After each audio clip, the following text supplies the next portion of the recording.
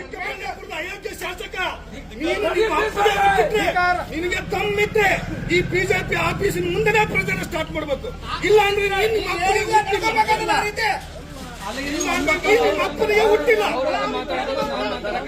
ದಿನೇಶ್ ಶೆಟ್ಟಿಗೆ ಸವಾಲ್ ಹಾಕ್ಬೇಕು. ಅವ್ನು ಸ್ಟೇಟ್ಮೆಂಟ್ ಕೊಟ್ರೆ ಅವನೇ ಅವನಿಗೆ ತಮ್ಮಿದ್ರೆ ಅವ್ನು ಕರ್ಕೊಂಡ್ಬರ್ಬೇಕು ಇಲ್ಲಿಗೆ. ಹೌದು, ದಿನೇಶ್ ಶೆಟ್ಟಿಗೆ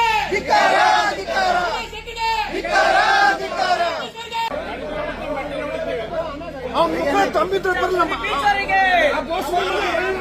ನಮ್ಮ ಆಫೀಸ್ ಮುಂದೆ ಕೆಲಸ ಸ್ಟಾರ್ಟ್ ಮಾಡ್ತಾರೆ.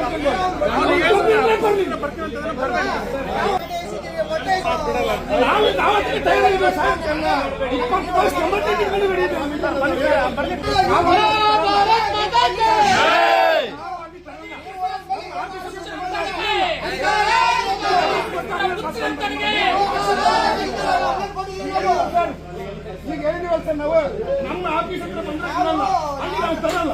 ಜಾಸ್ತಿ ಕೇಳ್ತೀವಿ. ಬರ್ರಿ